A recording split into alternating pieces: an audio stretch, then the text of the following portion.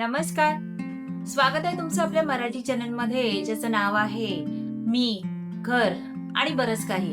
आतापर्यंत मी kitchen deep cleaning, kitchen organisation, मंदिर सेटअप आणि घरात छोटासा ग्रीन कॉर्नर तयार करणे याचे व्हिडिओ शेअर केले.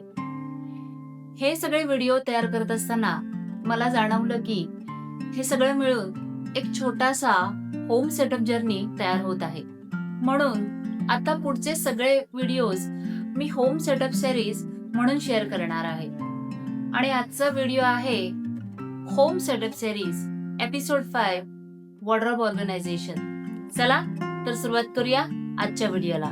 नवीन घरात शिफ्ट झाल्यानंतर सगळ्यात जास्त मेस कुठे असते माहितीये? वॉर्डरोब मध्ये.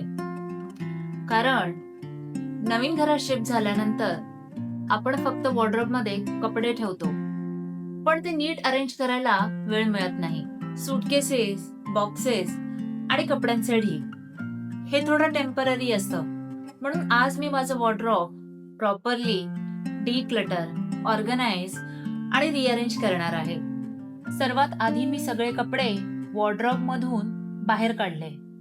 कारण वॉर्डरोब नीट लावायचा असेल तर तो पूर्णपणे रिकामा असणं खूप गरजेचं असतं.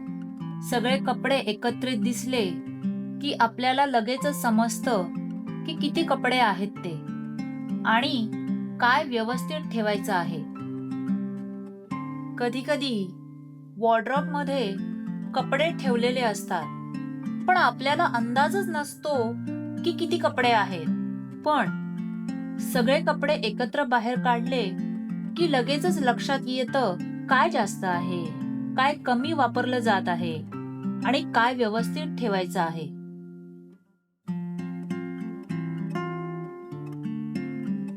आता वॉर्डरोब पूर्णपणे रिकामा झाला आहे, म्हणून मी आधी वॉर्डरोब नीट साफ करून घेते. माझ्या मते ऑर्गनायझिंग करण्यापूर्वी स्पेस क्लीन करणं खूप महत्वाचं असतं. मी शेल्फ्स हलकेच वाईप करून घेतले आणि ड्रॉवर सुद्धा नीट साफ केले. आमच्या कुवेत मधल्या घरात वॉर्डरोब मध्ये खूप शेल्फ्स होते, म्हणून कपडे लावताना मला फारसे ऑर्गनायझिंग बास्केट्स वापरावे लागले नाहीत. कारण शेल्फ्स असल्यामुळे कपडे वेगवेगळ्या जागेत सहज ठेवता येत होते. त्या वॉर्डरोब ऑर्गनायझेशनचा व्हिडिओ मी आधीच चॅनलवर शेअर केलेला आहे. त्याची लिंक मी डिस्क्रिप्शन बॉक्स मध्ये दिलेली आहे. पण या घरातलं वॉर्डरोब थोडं वेगळं आहे. इथे शेल्फ्स कमी आहेत आणि व्हर्टिकल स्पेस जास्त आहे, म्हणून कपडे व्यवस्थित ठेवण्यासाठी मला इथे ऑर्गनायझर्स आणि ऑर्गनायझिंग बास्केट जरा जास्त वापरावे लागले.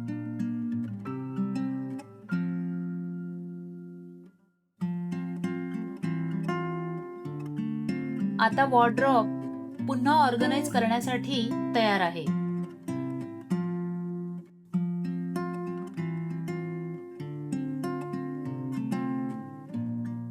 सर्वात आधी मी कपडे व्यवस्थित फोल्ड करून घेतले, पण त्यांना उंच स्टॅक्स मध्ये ठेवण्याऐवजी मी ते थेट बास्केट्स मध्ये अरेंज करतेय. याचा एक फायदा असा आहे की प्रत्येक कॅटेगरी वेगळी ठेवता येते. उदाहरणार्थ, नाईट वेअर साठी एक बास्केट, इनर वेअर साठी वेगळी बास्केट, छोटे कपडे किंवा ॲक्सेसरीज साठी वेगळी बास्केट. असं केल्यावर वॉर्डरोब खूप क्लीन आणि स्ट्रक्चर्ड दिसतं. आणखी एक प्रॅक्टिकल फायदा म्हणजे जेव्हा आपल्याला एखादा कपडा काढायचा असतो तेव्हा संपूर्ण स्टॅक डिस्टर्ब होत नाही. फक्त बास्केट बाहेर काढली आणि हवं ते घेऊन परत ठेवली.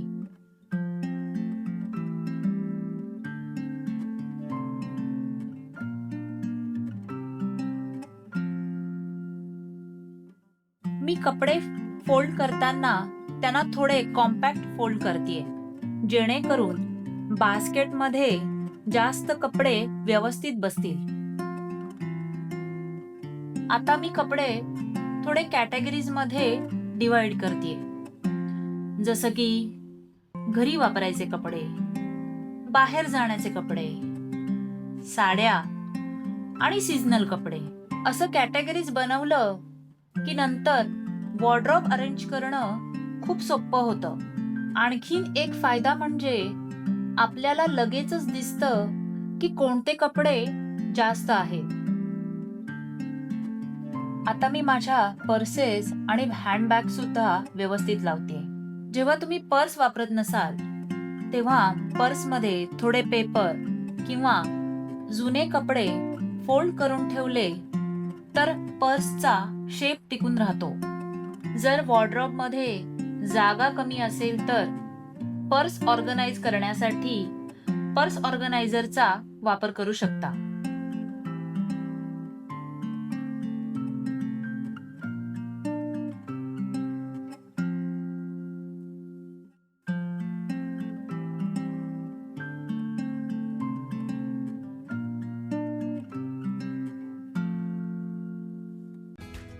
आता जवळजवळ सगळं वॉर्डरोबमध्ये ठेवून झालं आहे, पण फायनल ऑर्गनायझेशन अजून बाकी आहे.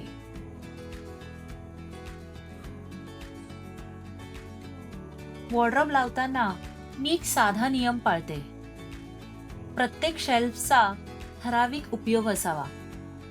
उदाहरणार्थ, रोजचे कपडे खाली, खास कपडे, साड्या आणि शर्ट्स हँगर्सवरती आणि बास्केट्समध्ये छोटे कपडे. असं केल्यावर वॉर्डरोब मेंटेन करणं खूप सोपं होतं.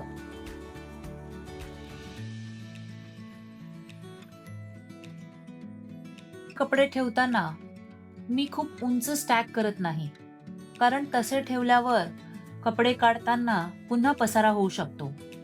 त्याऐवजी कपडे थोड्या थोड्या प्रमाणात ठेवले की सगळं नीट दिसतं. हँगरवर ठेवलेले कपडेही मी थोडं अंतर ठेवून लावले आहेत, जेणेकरून त्यांच्यावर रिंकल पडणार नाही. मी वॉर्डरोब पूर्ण भरून ठेवत नाही, थोडी जागा मोकळी ठेवते, कारण नंतर नवीन कपडे ठेवायला जागा लागते.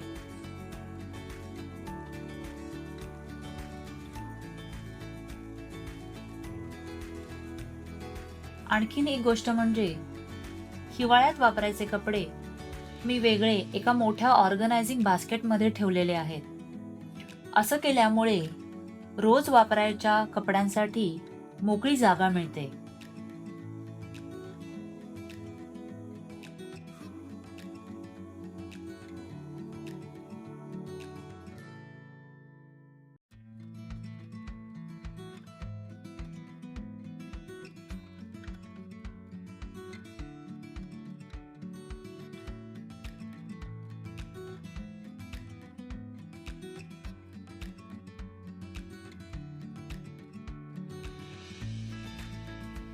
माझ्या मते पर्स वेगवेगळ्या ठिकाणी ठेवण्यापेक्षा एकाच ठिकाणी ठेवल्या तर त्या शोधायला खूप सोपं जातं. सर्वात आधी मी रोज वापरायच्या पर्स पुढे ठेवल्या आहेत, कारण त्या पटकन मिळायला हव्या असतात. आता सगळ्या बॅग्स एका सेक्शनमध्ये व्यवस्थित अरेंज झाल्या आहेत, म्हणून त्या काढणं आणि परत ठेवणं दोन्ही सोपं होईल.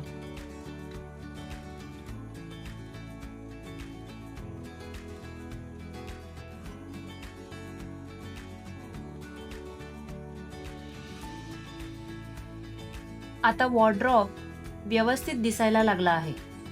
सगळे कपडे नीट दिसत आहेत आणि प्रत्येक सेक्शन आता ऑर्गनाइज आहे.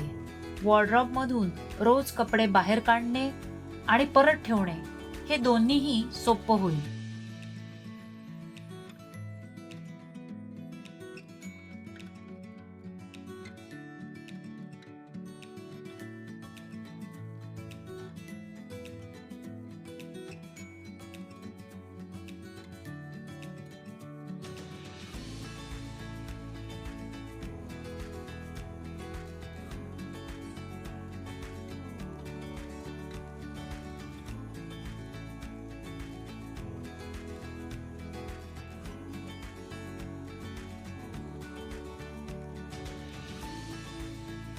तर अशा प्रकारे मी माझं वॉर्डरोब ऑर्गनाइज केलं आहे.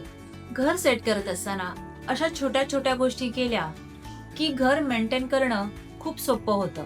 तुम्ही तुमचं वॉर्डरोब कसं ऑर्गनाइज करता ते मला कमेंट बॉक्स मध्ये नक्की सांगा. आजचा ऑर्गनायझिंग कंटेंट आवडला असेल तर व्हिडिओला लाईक आणि शेअर करा.